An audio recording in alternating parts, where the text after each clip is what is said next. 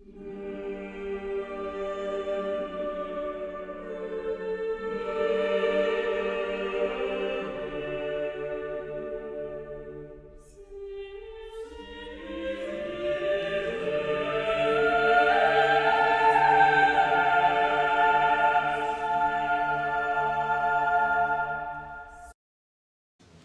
vais me servir d'un livre que j'ai découvert récemment, qui s'appelle, voilà, le titre c'est L'émergence de la personne.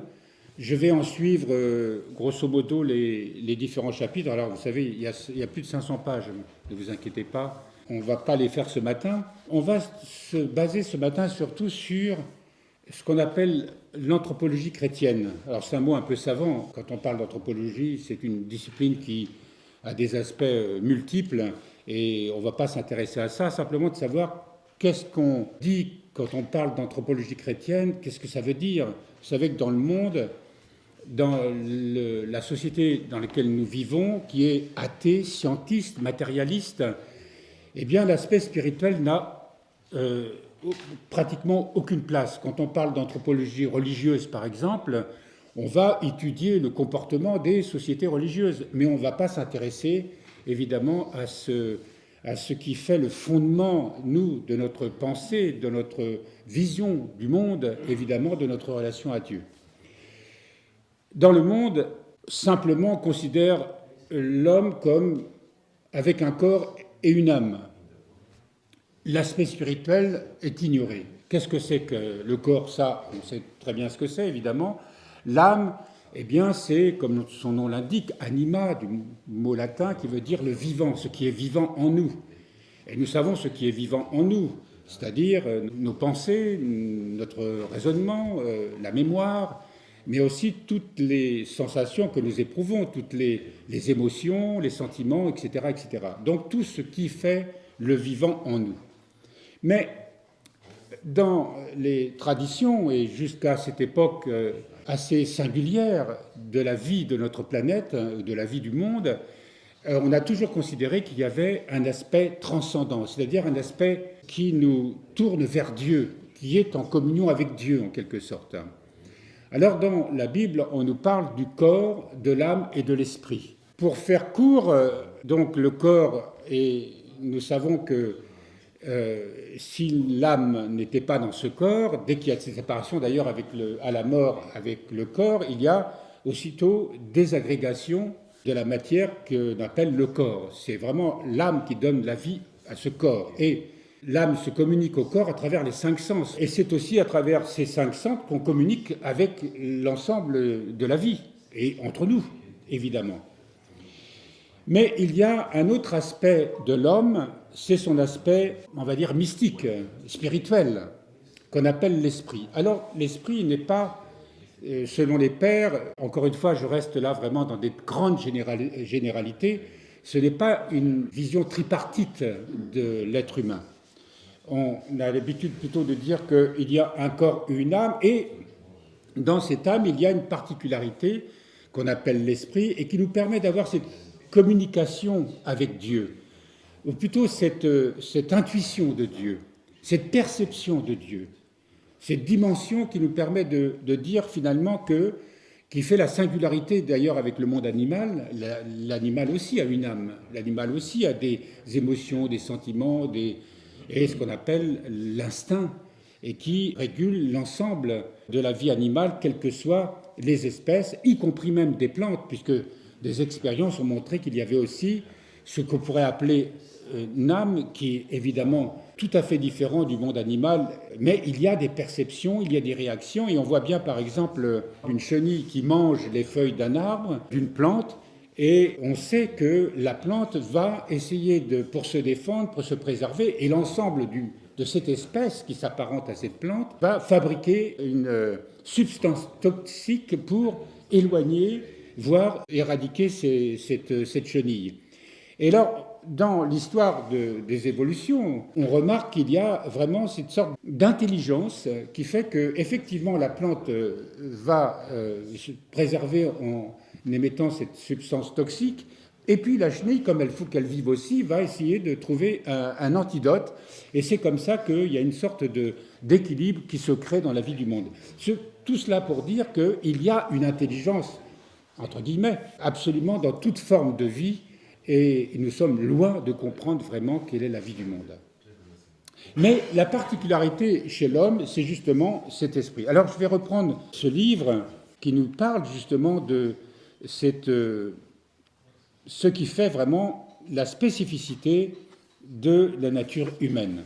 Alors d'abord, on va partir de la création. Vous savez que dans la Genèse, au chapitre 2, il est dit « Et Dieu façonna l'homme, poussière prise de la terre. Et Dieu souffla sur sa face un souffle de vie, et l'homme devint une âme vivante. » Alors quand on parle de ce souffle dans la Bible, ce n'est pas seulement ce qui anime le vivant, comme nous le disions précédemment à propos de la plante et de l'animal. Il y a le mot roi, qui signifie vraiment souffle de vie, et au sens spirituel. C'est justement ce qui fait de nous pas seulement un être vivant, mais un être aussi pourvu de cet esprit qui a conscience de Dieu. L'animal n'a pas conscience de Dieu au sens d'une relation, la relation entre le je et le tu. Et c'est cette spécificité de l'âme humaine qui a conscience de la présence de Dieu et qui a conscience qu'il peut rentrer en relation avec Dieu. Vous savez que le mot Adam, Adama, veut dire terre rouge, qui fait référence justement à nous sommes tirés de la terre. Quand on dit tirés de la terre, nous sommes tirés, et nous le savons, notre corps, lorsqu'il se désagrège après la mort, tous les éléments du corps retournent à la terre. Et cette terre qui est pourvue évidemment de beaucoup d'éléments chimiques qui forment sa composition. Mais en même temps, nous avons conscience qu'en ayant un corps, nous appartenons à l'ensemble du vivant. Nous sommes unis à l'ensemble du vivant. Nous participons à l'ensemble du vivant. Notre corps, nous n'avons pas seulement un corps comme une sorte de vêtement qui serait coupé de la vie. Notre corps vit en symbiose avec l'ensemble du vivant. Quand on parle du monde minéral, du monde végétal et du monde animal, tout ceci forme un tout, et ce tout, chacun a sa place. Et l'homme fait partie de ce tout. Alors évidemment, sur notre planète actuellement, nous sommes à 8 milliards d'habitants, et nous voyons que le nombre et les besoins de ces 8 milliards d'habitants détruisent un environnement, détruisent le monde dans lequel nous sommes, pour nous nourrir, pour nous vêtir, mais aussi parce que notre type de civilisation, qui n'est pas basée sur le respect des lois divines, eh bien, plutôt est une civilisation prédatrice qui, peu à peu, détruit la vie. Et il devrait y avoir sur cette planète un équilibre, on va dire, des écosystèmes qui permettent à toutes les espèces de vivre en symbiose, parce que c'est comme ça que Dieu a créé chaque chose, chaque espèce, chaque vie à sa place, et l'homme dans tout cela, lui aussi, il a sa place. Il y a une particularité chez l'homme, justement, c'est cet esprit, c'est cette partie spirituelle, et cette conscience spirituelle. Conscience spirituelle, comme je l'évoquais, qui est cette conscience de Dieu et cette conscience de cette relation avec Dieu. Mais l'ensemble de la création dont nous faisons partie, à l'intérieur duquel nous sommes, que chacun de notre corps, on peut dire, chaque corps résume l'ensemble de ces créations, elle palpite en nous, elle vit en nous, et nous vivons en elle. Eh bien, il y a cette relation un peu particulière qui fait que, finalement, nous sommes la conscience spirituelle de l'ensemble du vivant. Vous savez, dans la tradition orthodoxe, eh bien, nous pensons que toute la création sera, elle aussi, sauvée. Je vous rappelle ce chapitre 8 de l'Épître aux Romains. Au chapitre 8 et au verset 18, « J'estime en effet que les souffrances du temps présent ne sont pas à comparer à la gloire qui doit se révéler en nous. Car la création, toute la création, y compris les pierres. Car la création, en attente, aspire à la révélation des fils de Dieu, c'est-à-dire nous, de l'homme. Si elle fut assujettie à la vanité, la création, non qu'elle l'eût voulu, mais à cause de celui qui l'y a soumise. Là, on parle de la chute originelle. C'est avec l'espérance, la création est dans l'espérance d'être aussi, elle, libérée de la servitude, de la corruption, pour entrer dans la liberté de la gloire des enfants de Dieu. C'est un texte qui est extrêmement important et qui montre que la création souffre, et nous la faisons beaucoup souffrir. Vous imaginez, nous le rappelons souvent ici, que justement, comme nous sommes dans un monde matérialiste, scientiste, athée, mercantile, on n'a aucun regard pour la création, l'élevage industriel. Toutes les molécules que nous créons pour faire de l'agroalimentaire ou de la culture intensive, il n'y a aucun souci d'essayer de respecter les lois divines qui sont inscrites dans les lois de la nature. Et c'est ainsi que nous dégradons notre environnement et nous faisons souffrir d'une manière inimaginable le monde animal. N'oublions pas que le monde animal, la création, attend de l'homme qu'elle lui donne de l'amour pour évoluer. Qu'elle lui donne de l'amour pour évoluer. Nous donnons de l'amour à nos animaux domestiques. Mais que faisons, nous, des animaux que nous élevons pour notre nourriture ? C'est tragique.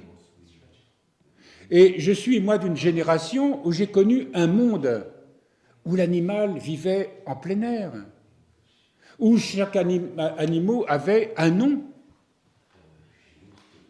Tous, vous avez vu, nous le rappelons ici, un film sur le monastère de Valamo, monastère orthodoxe qui se trouve dans le nord de la Russie, pas loin de la frontière de la Finlande, si je me souviens bien.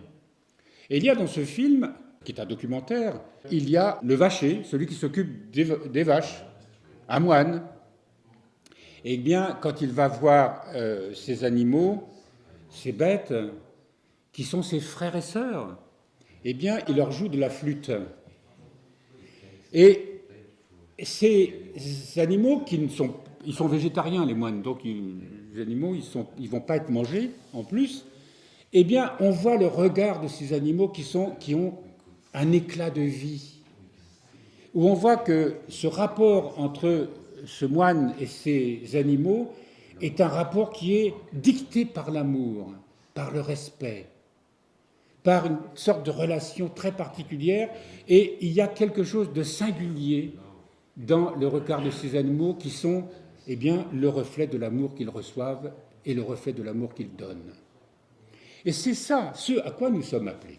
Alors, ce n'est pas le sujet de ce matin, mais c'est pour vous dire la responsabilité que nous avons. C'est notre vocation d'apporter de l'amour, de recevoir d'abord cet amour de Dieu que nous avons perdu et de le redonner à la création. Et aujourd'hui, si nous sommes si malades de la nourriture que nous mangeons, de la vie que nous avons, eh bien tout simplement, c'est parce que nous nous sommes éloignés et que nous avons éloignés de ces lois divines et que nous les trahissons à chaque instant. Et nous ne comprenons pas, nous croyons que notre vie chrétienne est simplement une vie où nous devons respecter les 10 commandements, mais nous oublions que c'est beaucoup plus vaste que cela. Revenons à notre cours d'aujourd'hui. Et Dieu souffla sur sa face, la face de l'homme, un souffle de vie, et l'homme devint une âme vivante.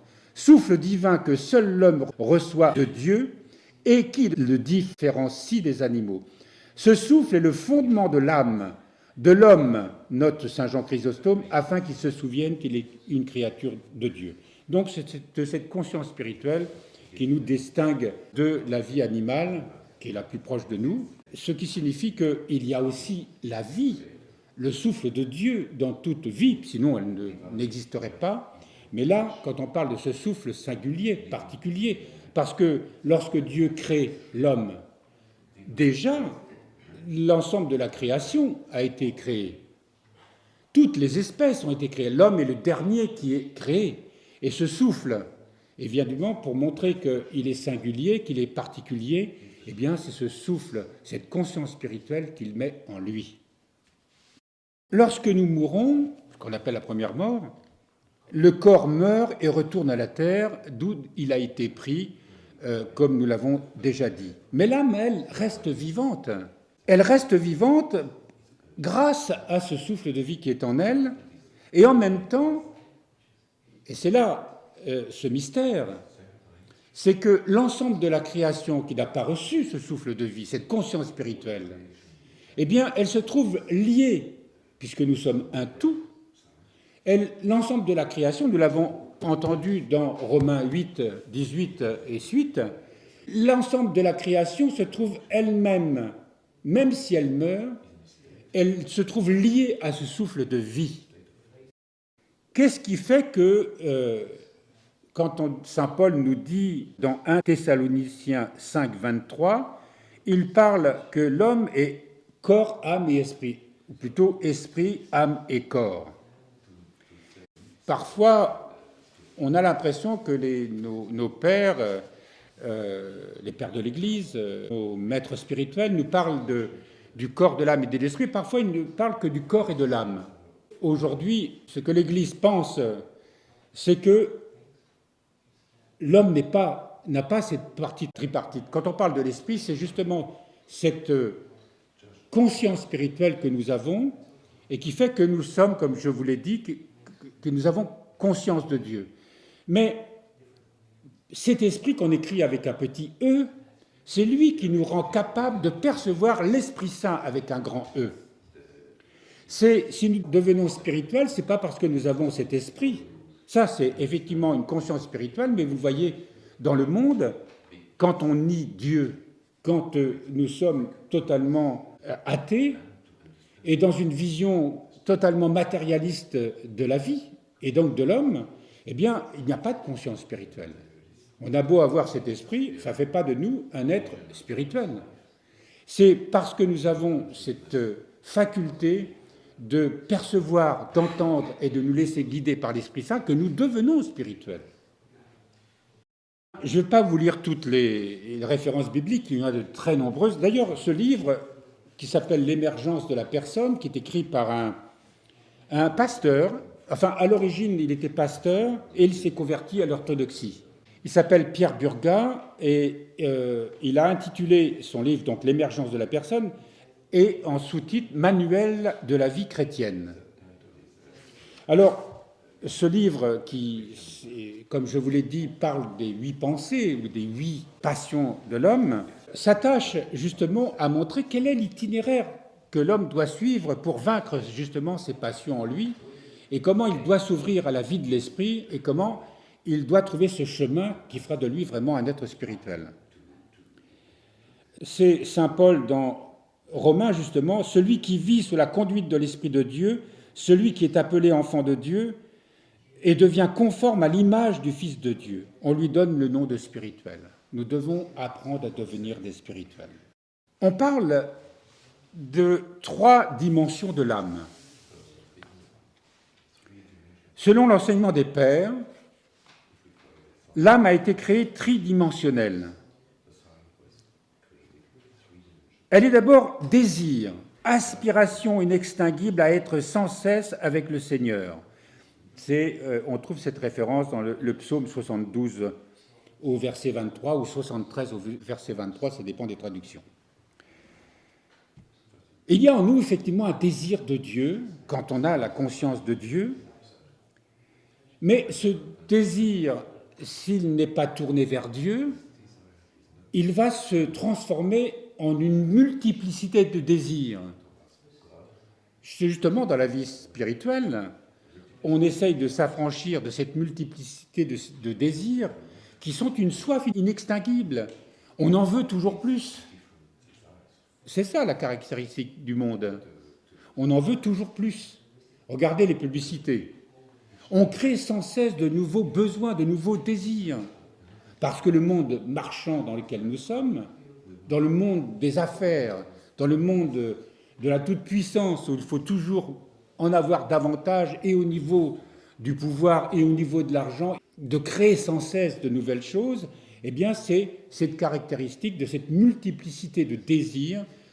Pourquoi ? Parce que ce désir qui est en nous, il est enfermé sur lui-même, il n'est plus tourné vers Dieu. Mais pourtant, l'âme, elle est habitée par ce désir de Dieu. Mais ce désir de Dieu, s'il n'est pas tourné vers Dieu, eh bien, il est captif, il devient captif de cette multiplicité de désirs. Il y a dans l'âme aussi ce deuxième aspect, cette deuxième dimension, c'est l'ardeur.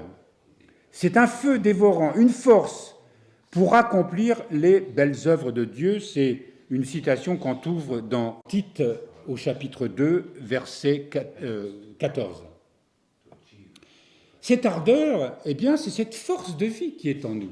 Parce que pour les désirs, pour qu'elles puissent les accomplir, il faut qu'il y ait une certaine vitalité, qu'on appelle évidemment l'ardeur. Nous ne sommes pas vides d'énergie. Il y a une énergie, une ardeur, un besoin, un désir en nous, qui est le moteur de tout ce que nous faisons.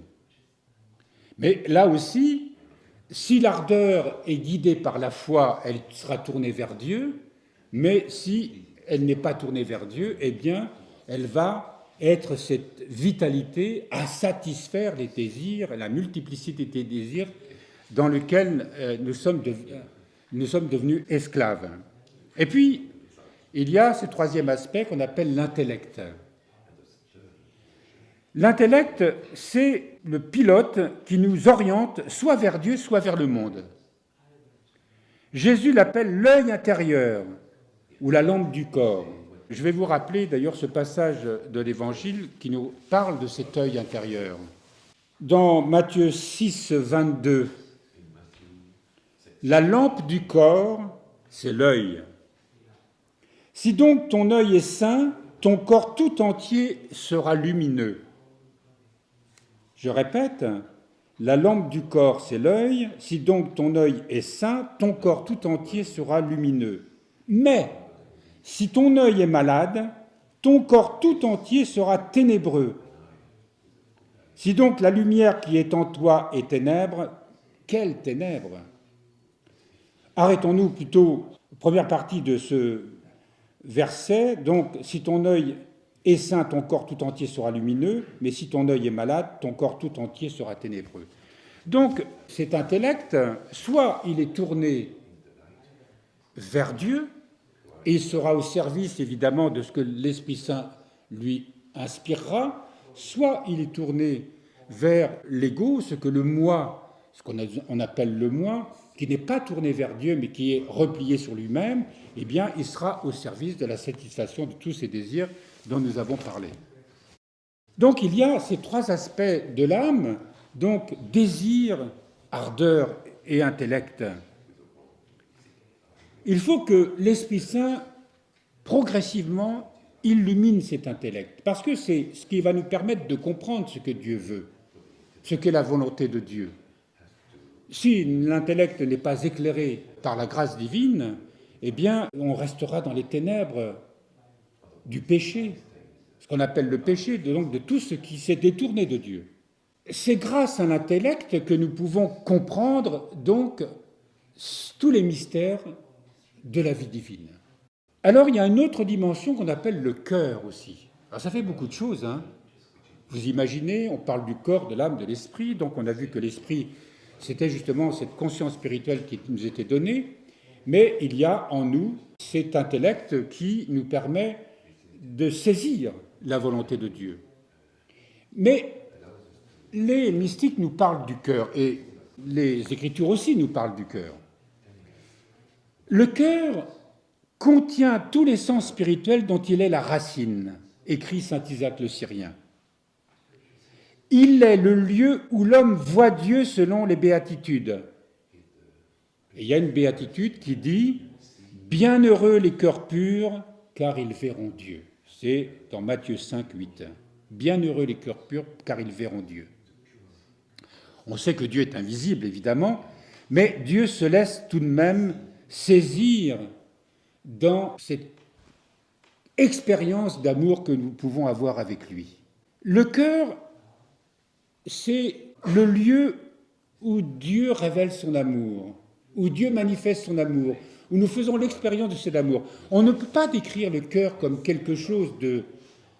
C'est difficilement explicable. On ne peut comprendre le cœur que par l'expérience intérieure. Nous pouvons, grâce à la prière, entrer dans le cœur.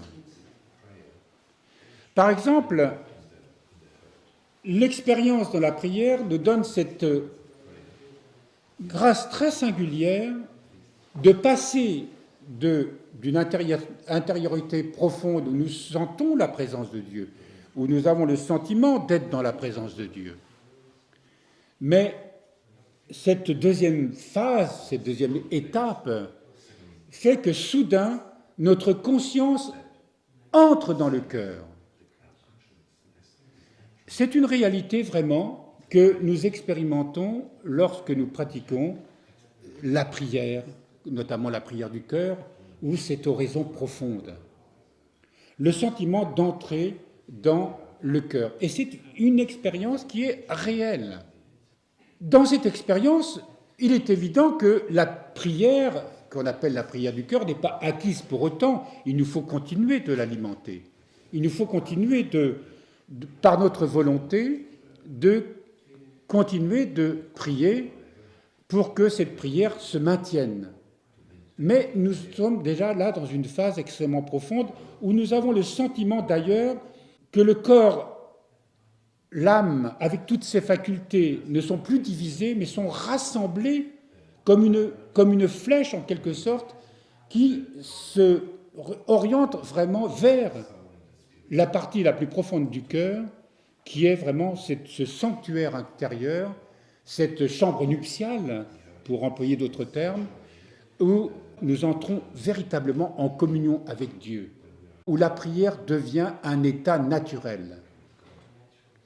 Et nos pères, vous savez, surtout les hésychastes, nous parlent de ce qu'ils appellent le lieu du cœur. C'est justement ce lieu que je viens d'évoquer, cette partie la plus profonde, la plus sacrée, la plus sainte de notre être. Lorsqu'il nous est révélé ce lieu du cœur, qui n'a rien à voir avec le cœur physique, cet organe qui est en nous, mais elle est vraiment une caractéristique de l'expérience spirituelle, de notre communion avec Dieu, de notre expérience avec Dieu. Elle est une réalité concrète. Elle est absolument réelle pour celui qui le vit. Et lorsqu'il nous est donné cette grâce de découvrir le lieu du cœur, eh bien, il y a cette rencontre avec Jésus, réelle, ce face-à-face avec Jésus, réellement. Alors là, évidemment, il s'agit là des différentes étapes qui nous conduisent vers la sainteté, mais le cœur, il n'est compréhensible, discernable, que dans cette expérience véritablement de la prière, que nous offre la prière, avec évidemment la grâce de l'Esprit Saint, parce que sans l'Esprit Saint, nous ne pouvons pas cheminer. Sous-entendu que ces différentes étapes qui nous conduisent vers ce lieu du cœur ne peut pas se faire sans une sanctification, ne peut pas se faire sans une purification de l'âme, ne peut pas se faire sans la purification de ces désirs multiples que j'évoquais tout à l'heure, qui sont justement ces fameuses pensées ou ces fameuses passions que nous verrons, non pas aujourd'hui, mais plus tard. Lorsqu'il s'unit à l'intellect, le cœur est le lieu où, dans son amour et sa miséricorde infinie, le Saint-Esprit vient demeurer, faisant de nous, êtres pitoyables, des êtres entièrement régénérés et renouvelés. Alors, il y a en nous aussi une autre faculté qu'on appelle la volonté. On dit de quelqu'un qu'il est volontaire. On ne peut rien faire sans cette volonté. Dieu nous a dotés d'une volonté, c'est-à-dire d'une capacité, au moyen des énergies naturelles créées de notre corps et de notre âme, à mettre en œuvre notre décision personnelle de vivre avec lui ou sans lui, parce que cette volonté, nous pouvons la mettre au service du péché ou au service de Dieu. Dès l'origine, notre volonté est tournée vers lui. Avant la chute, évidemment, Adam et Ève, tout leur être était tourné vers Dieu. Tout ce qu'ils faisaient était au service de la volonté de Dieu. Essayez de discerner la volonté de Dieu. Le péché, c'est lorsque cette volonté est tournée vers la satisfaction de soi. Le péché n'est rien d'autre que la satisfaction de soi, où on ne se préoccupe pas de savoir si c'est la volonté de Dieu ou pas. La satisfaction de cette multiplicité de désirs que j'évoquais tout à l'heure. Et les désirs, d'ailleurs, dans le monde, ne sont pas vus souvent comme forcément des fautes morales, mais comme un état d'être qui paraît normal. Si nous demandons au Seigneur, apprends-nous à faire ta volonté, car tu es mon Dieu, c'est le psaume 142 par exemple, eh bien, justement, cette muraille qu'il y a entre nous, la vie que nous menons parce que nous ne pensons pas à Dieu, et cette dimension spirituelle, il y a une sorte de muraille, et vous voyez bien, pour les gens qui sont totalement happés par cette vision matérialiste de la vie, il y a une sorte de muraille qui les empêche de percevoir cette dimension divine. Eh bien, dès que nous commençons à sentir qu'il y a cette dimension spirituelle, notre volonté va se tourner. Et la volonté, elle est liée à l'intellect, elle est liée au désir de Dieu, elle est liée à l'ardeur de mettre en œuvre toutes ces facultés de notre âme pour aller vers Dieu. Eh bien, cette muraille, elle se fissure et nous commençons à entrevoir justement ce qu'on appelle les grâces, ce qu'on appelle l'amour de Dieu, ce qu'on appelle la lumière divine, ce qu'on appelle la vie divine. Donc il y a en nous, naturellement, depuis la chute, deux penchants. Soit on est tendu en avant, comme nous dit saint Paul, dans Philippiens 3, il nous dit que nous sommes tendus en avant vers Dieu. Si nous ne sommes pas tendus en avant, toutes ces énergies qui sont en nous vont forcément tendre en avant, pas vers Dieu, mais vers la satisfaction de ses désirs. Et nous sommes tiraillés justement entre ces deux penchants. Et nous le voyons bien d'ailleurs, quand nous essayons vraiment de nous mettre au service de Dieu, qu'est-ce qui résiste en nous ? Toutes ces pensées résistent en nous. Se tourner vers Dieu, faire la volonté de Dieu, c'est renoncer à soi, nous le savons. Et nous voyons bien que notre nature ne veut pas se laisser faire. Elle ne veut pas, d'ailleurs elle est incapable de se transformer par elle-même. Il faut l'y contraindre. Pourquoi y a-t-il la nécessité d'avoir une règle de prière ?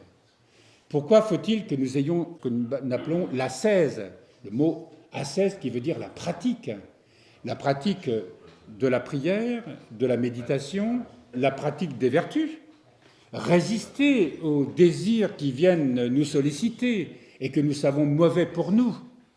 Et nous avons bien besoin pour cela, évidemment, de l'aide de Dieu, de l'aide de l'Esprit Saint, sinon, évidemment, nous sentons bien que notre nature, qui est tyrannique, ne se laissera pas faire. Donc, tout ce qui appartient à la sphère du moi, qu'on appelle, ou de l'ego, comme on l'appelle aujourd'hui, eh bien, fait partie justement de cette nature coupée de Dieu, qui doit revenir à Dieu.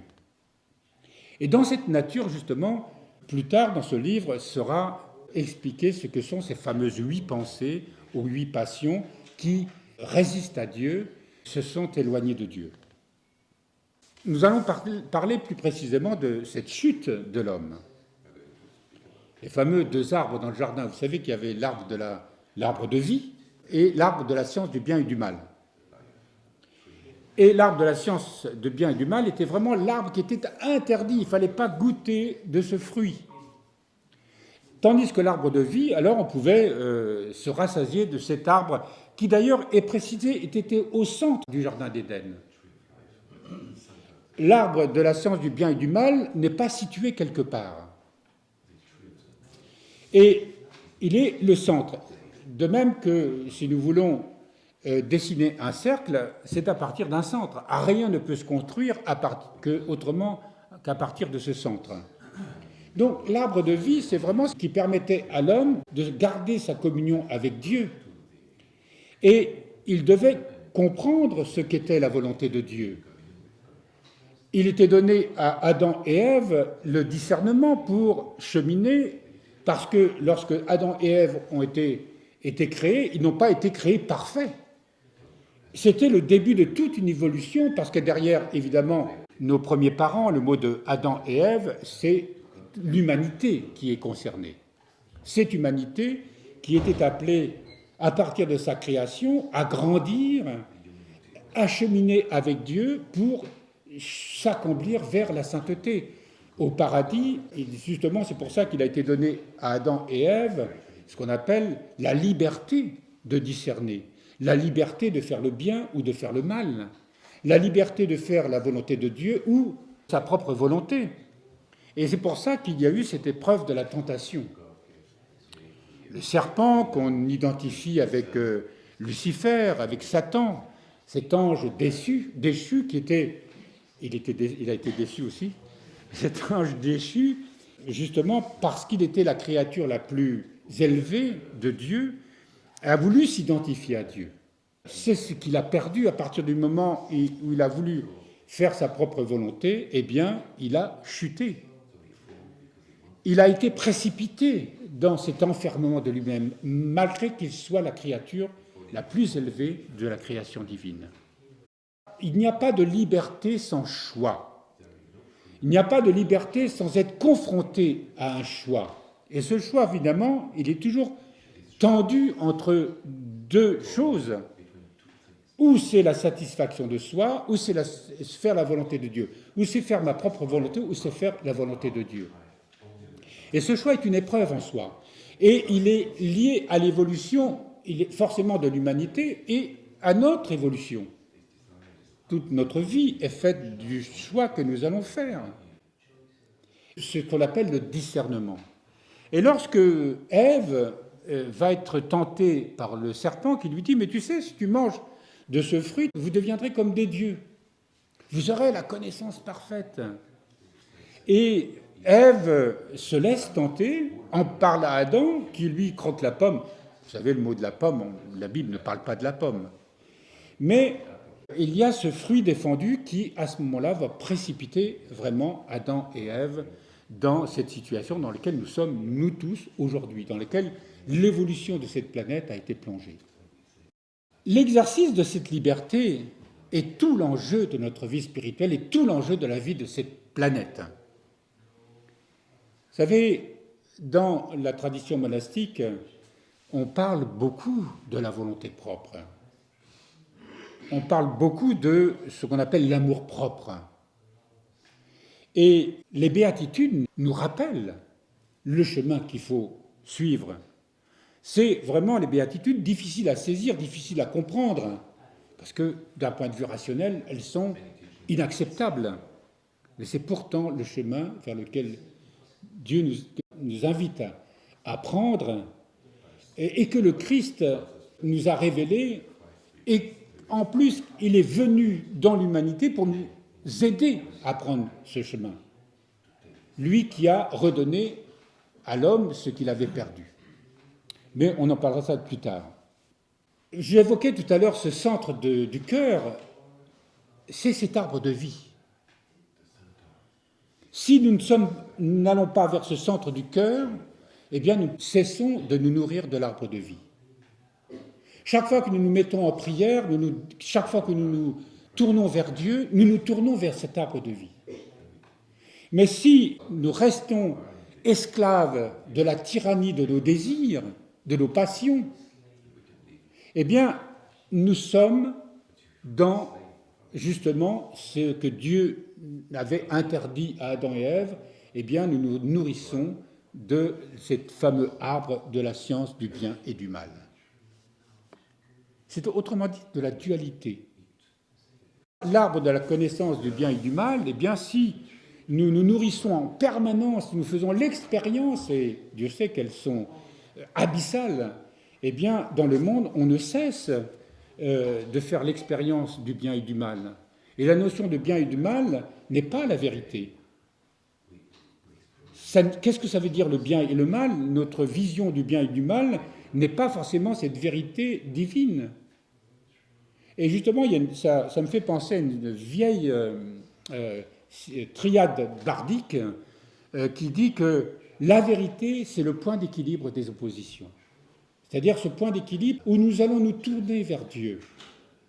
On va commencer à s'accomplir quelque chose qui n'est plus de l'ordre humain, mais de l'ordre spirituel, et qui est quelque chose une véritable révélation qui doit s'accomplir en nous. Alors cette transgression, nous sommes toujours devant cette alternative.